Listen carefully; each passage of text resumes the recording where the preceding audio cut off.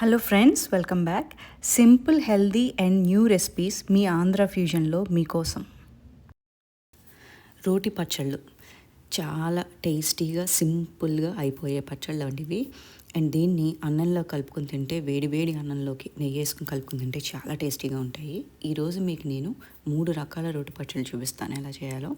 నా దగ్గర రోల్ లేదు, అందుకు నేను మిక్సీలో చేసుకున్నాను. మీ దగ్గర రోల్ ఉంటే రోల్తో చేసుకోండి. ఫస్ట్ దొండకాయ కొత్తిమీర రోటి పచ్చడి. నేను దొండకాయ కొత్తిమీరని ఒక 200 గ్రాములు తీసుకున్నాను. నేను దొండకాయ ఒక అర కేజీ తీసుకుని ఇలా ముక్కలు కోసేసుకున్నాను. పచ్చిమిరపకాయలు, వెల్లుల్లిపాయలు అండ్ 2 చిన్న టమాటాలు అంతే.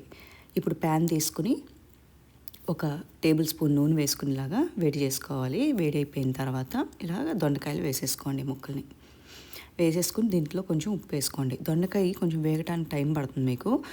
నేను అందుకే ఫస్ట్లోనే కొంచెం ఉప్పు వేస్తున్నాను దీంట్లో. పచ్చడిలో వేసేసి ఒకసారి కదిపేసి ఇలా మూత పెట్టేసి 10 నిమిషాలు దీని ముందు ఉడకనివ్వండి. చెప్పాను కదా దొండకాయ ఉడకడానికి కొంచెం టైం పడుతుందని. సో మళ్ళీ మూత పెట్టేసి మళ్ళీ ఉడకనివ్వండి. ఇలాగా దొండకాయ అయ్యే వరకు, ఒక 95% అయ్యే వరకు, ఉడికిపోయే వరకు ఇలాగ వేయించుకుంటూ ఉండండి. ఒక్కసారి ఇలాగ వేగిన తర్వాత దీంట్లో ఈ టమాటా ముక్కలు వేసేసేయండి. అండ్ కొత్తిమీర కూడా, కొత్తిమీర కాడలతోనే వేసేసేయండి, ఎందుకంటే టేస్ట్ చాలా బాగుంటుందన్నమాట. అండ్ పచ్చిమిరపకాయలు కూడా వేసుకుని, పచ్చిమిరపకాయలు ఇక్కడ మీ టేస్ట్కి తగ్గట్టు వేసుకోండి. రోటి పచ్చళ్ళలో ఎంత కారంగా ఉంటే, ఎంత స్పైసీగా ఉంటే అంత టేస్టీగా ఉంటుంది. సో అందుకని పచ్చిమిరపకాయలు మీ స్పైస్ లెవెల్ చూసి వేసుకోండి. నేను ఇక్కడ ఒక 8 to 9 వేసాను. మీ పచ్చిమిరపకాయలు మరీ కారం అయితే కొంచెం తగ్గించుకోండి, కారం తక్కువైతే కొంచెం ఎక్కువ వేసుకోండి. అండ్ దీంట్లో కొంచెం పసుపు, ఒక పావు టీ స్పూన్ పసుపు వేసేసి ఇలా బాగా కలిపేసుకుని దీన్ని ఇప్పుడు మళ్ళీ మూత పెట్టేసేయండి. మూత పెట్టేసి దీన్ని ఒక 5 నిమిషాలు వేగనివ్వండి, ఇలాగే ఉడకనివ్వండి. 5 నిమిషాల తర్వాత మూత తీసి మళ్ళీ దీన్ని బాగా కలుపుకోండి. ఇలాగా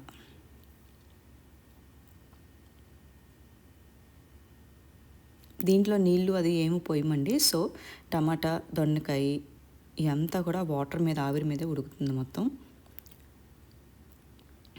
మూత పెట్టుకుంటా ఇలా కుక్ చేసుకుంటా తిప్పుకుంటా ఉండాలి దీన్ని, పచ్చడిని అయ్యే వరకు.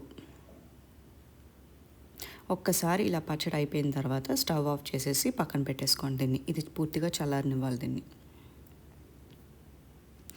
ఇప్పుడు నేను ఒక మిక్సీ తీసుకుని దీంట్లో ఒక్కటే ఒక వెల్లుల్లి రబ్బ వేసుకున్నాను. అండ్ కొంచెం చింతపండు అంటే ఎక్కువ అవసరం లేదు, మీకు ఒక 5 గ్రాముల చింతపండు సరిపోతుంది. అండ్ ఒక టీ స్పూన్ జీలకర్ర వేసుకుని ఫస్ట్ ఒక రుబ్బేయండి, అంటే పల్స్ లాగా ఇవ్వండి దీన్ని. తర్వాత ఇలాగా మీరు చేసుకున్న బెండకాయ మిక్స్ మొత్తం వేసేసేయండి దీంట్లో. ఇప్పుడు దీన్ని కూడా పూర్తిగా బ్లెండ్ చేసేసుకోండి. అంటే కొంచెం చంకీగా బ్లెండ్ చేసుకోండి, అంటే కచ్చపిచ్చ జస్ట్ పల్స్లు ఇచ్చుకుంటా వెళ్ళండి, పూర్తిగా పేస్ట్ అయిపోకుండా చూసుకోండి. ఇది కన్సిస్టెన్సీ ఇలా ఉండాలి. ఇప్పుడు ఒక తాలింపు పెట్టుకుందాం మనం. ఒక ప్యాన్లో కొంచెం ఆయిల్, ఎంతో కాదండి, కొంచెం ఒక టీ స్పూన్ ఆయిల్ వేసుకుని దాంట్లో వెల్లుల్లిపాయ రబ్బ ఒక దంచి వేసాను అనమాట. అండ్ కొంచెం మినప్పప్పు వేసుకుని దీన్ని ఫస్ట్ ఈ 2 వేగనివ్వండి కొంచెం. ఇప్పుడు దీంట్లో శనగపప్పు, ఒక టీ స్పూన్ శనగపప్పు వేసుకుని మళ్ళీ దీన్ని కొంచెం వేగనివ్వండి.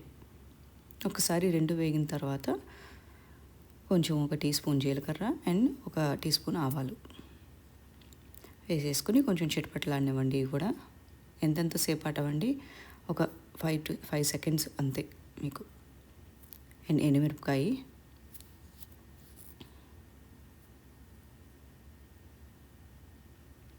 అన్నీ కొంచెం ఇలా వేగిన తర్వాత ఫైనల్గా కరివేపాకు వేసేసుకొని ఈ తాలింపు అయిన తర్వాత, తాలింపుని చాలామంది తిరగమాత అలా కూడా రకరకాల పేర్లు పిలుస్తారు, నేను తాలింపు అంటాను నేను. సో దీన్ని ఇలాగా ఆ పచ్చళ్ళలో వేసేసుకోండి.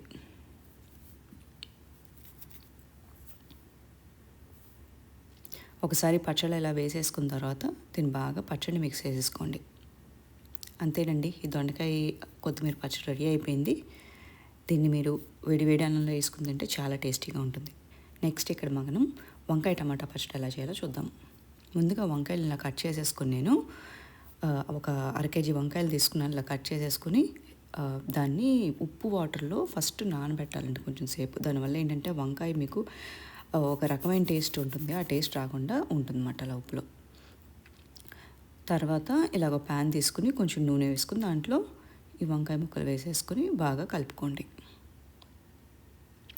అండ్ మూత పెట్టేసుకుని ఒక 5 నిమిషాలు ఉడికించుకోండి దీన్ని. అండ్ వంకాయ చాలా ఫాస్ట్గా అయిపోతుందండి, సో మీకు అస్సలు టైం పట్టదు. ఒక 5 నిమిషాల తర్వాత ఇలా వేగిన తర్వాత దీంట్లో ఇప్పుడు టమాటా వేసేసుకోండి. నేను ఒక 2 చిన్న టమాటాలు వేసుకున్నాను, ఆర్ ఒక పెద్ద టమాటా ఏదన్నా సరిపోతుంది. అంటే పెద్ద టమాటా అంటే మరీ పెద్ద టమాటా కాదండి, మీడియం టమాటా. నా దగ్గర మరీ చిన్న టమాటాలు ఉంటే కనుక మీరు మరి ఇండియా టమాటాలు మరీ చిన్నగా ఉంటాయి, ఆ చిన్న టమాటాలు ఒక 2 వేసుకోండి. ఇప్పుడు దీంట్లో ఉప్పు వేసుకుని దీన్ని వేగనివ్వండి. కొంచెం చింతపండు ఒక 5 గ్రాములు, అంటే మీకు బేసిక్గా ఒక నిమ్మకాయ సైజు కన్నా ఎక్కువ పట్టదు మీకు చింతపండులు.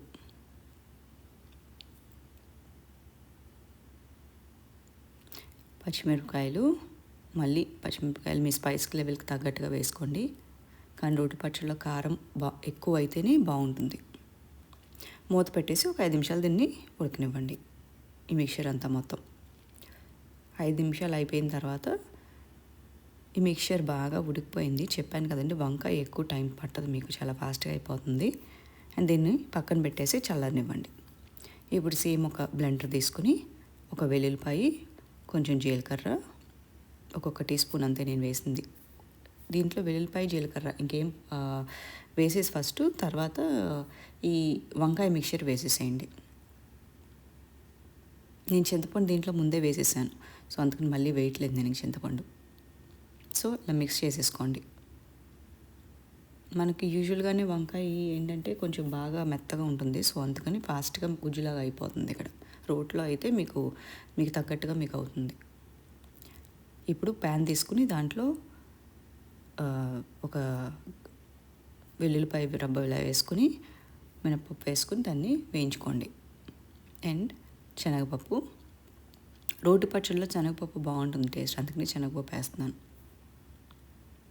ఇవి 2 వేగిన తర్వాత కొంచెం జీలకర్ర, ఒక అర టీ స్పూన్ సరిపోతుందండి, ఒక అర టీ స్పూన్ జీలకర్ర, ఒక అర టీ స్పూన్ ఆవాలు వేసుకుని బాగా కలిపేసుకోండి.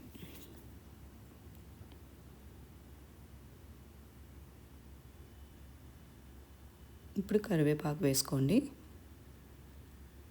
ఈ కరివేపాకు కూడా చిటపట్లాడిన తర్వాత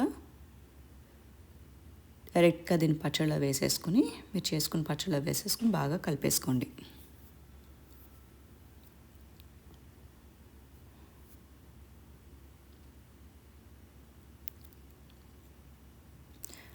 ఇలా వేసుకున్న తర్వాత దీన్ని బాగా కలిపేసుకున్న తర్వాత ఇది రెడీ టు సర్వ్ అండి. ఇది సేమ్ అండి, రోటి పచ్చళ్ళంతా అన్నంలో కలుపుకొని తింటే చాలా బాగుంటుంది, చాలా టేస్టీగా. దీన్ని మీరు ఇడ్లీలోని అలా కూడా వేసుకుని తినొచ్చు, బాగుంటుంది ఇడ్లీలో. చాలామంది ఇడ్లీలో, దోశల్లో వేసుకుని తింటారు. ఇప్పుడు కొబ్బరి పచ్చడి. ఈ కొబ్బరి పచ్చడి ఏంటంటే అన్నంలో కలుపుకునే కొబ్బరి పచ్చడి. మీరు ఇడ్లీలో కూడా తినొచ్చు, దోశల్లోకి, అన్నిటిలోకి, కానీ అన్నంలో కూడా తినొచ్చు. ఇది టమాటాతో మిక్స్ అయిన కొబ్బరి పచ్చడి. దీనికి నేను ముందుగా ఒక కప్పు కొబ్బరికాయ తీసుకున్నాను. ఇలాగా ఒక ఫుల్ కొబ్బరికాయని ఇలా ముక్కలు కోసేసుకుని పెట్టుకున్నాను. అండ్ చిన్న టమాటాలు తీసుకున్నాను ఇక్కడ నేను 3, చూసారు కదా సైజు నాది. అండ్ కొంచెం చింతపండు, పచ్చిమిరపకాయలు అండ్ వెల్లుల్లిపాయ, కరివేపాకు కూడా తీసుకున్నాను నేను. తర్వాత దీన్ని ఒక ప్యాన్ తీసుకుని ఆయిల్ వేసేసుకుని దీంట్లో ముందుగా మినప్పప్పు, నేను ఒక టీ స్పూన్ మినప్పప్పు వేసేసుకుని మినపప్పుని కొంచెం వేగనివ్వండి. మినపప్పు కొంచెం వేగటానికి టైం పడుతుంది, అందుకని. తర్వాత శనగపప్పు కూడా వేసేసి కొంచెం వేగనివ్వండి. ఎండుమిరపకాయలు అండ్ పచ్చిమిరపకాయలు.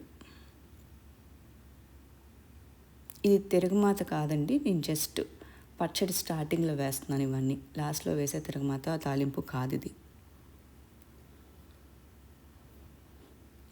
ఇప్పుడు ఒక్కసారి సరిగ్గా వేగిన తర్వాత దీంట్లో కొబ్బరి వేసేసుకోండి. దీన్ని ఒక్క 3-4 నిమిషాలు వేగనివ్వండి కొబ్బరిని.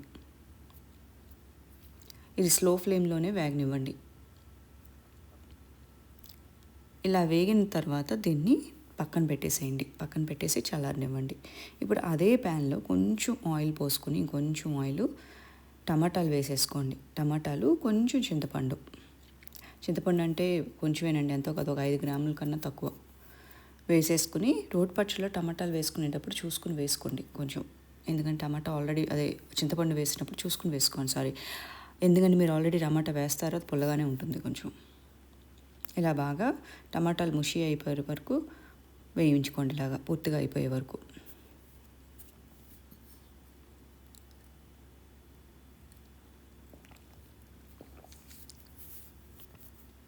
ఒకసారి టమాటా ఇలా అయిపోయిన తర్వాత దీన్ని కూడా పక్కన పెట్టేసుకొని చల్లారనివ్వండి.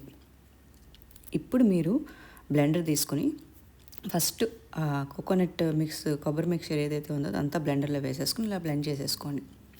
వాటర్ పోయొద్దు దీంట్లో ఫస్ట్లో. చూసారు కదా ఎలా చేసుకున్నానో. ఒకసారి ఇలా రుబ్బుకున్న తర్వాత దాంట్లో ఇప్పుడు టమాటా కూడా వేసేసేయండి. అదే టమాటాని చింతపండు మిక్చర్ వేసేసి దీంట్లో కొంచెంగా వాటర్ పడుతుంది మీకు. ఇప్పుడు సాల్ట్ వేసుకున్నాను నేను ముందే, దీంట్లో కొంచెంగా మీకు ఇక్కడ వాటర్ పడుతుంది. కొంచెం వేసుకుని రుబ్బేసుకోండి. మరీ ఎక్కువ జారుడు కింద ఉండకూడదు పచ్చడిది, కొంచెం గట్టిగానే ఉండాలి ఇలాగా. ఇప్పుడు తాలింపు పెట్టేసుకుందాము. తాలింపు సేమ్ అండి, ప్యాన్లో కొంచెం నూనె పోసుకుని దాంట్లో వెల్లుల్లి రబ్బలు, క్రష్డ్ వెల్లుల్లి వేస్తాం. కొంచెం వేసే ముందు కొంచెం దంచండి దాన్ని లైట్గా, 1 పౌండ్ అంతే, ఇలా 1 పౌండ్ చేయండి దాన్ని. తర్వాత మినప్పప్పు వేసుకుని, మినప్పప్పు, వెల్లుల్లి రబ్బలు వేగిన తర్వాత దీంట్లో శనగపప్పు కూడా వేసుకోండి కొంచెం.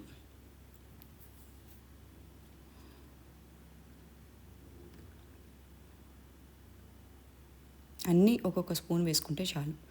తర్వాత జీలకర్ర, ఆవాలు ఒక్కొక్క స్పూన్ ఇలా వేసేసుకుని ఇది కొంచెం అవ్వనివ్వండి, ఆ చిట్పట్లాడనివ్వండి, మంచి సువాసన రావాలి.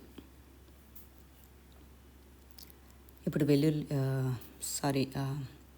ఎండుమిరపకాయలు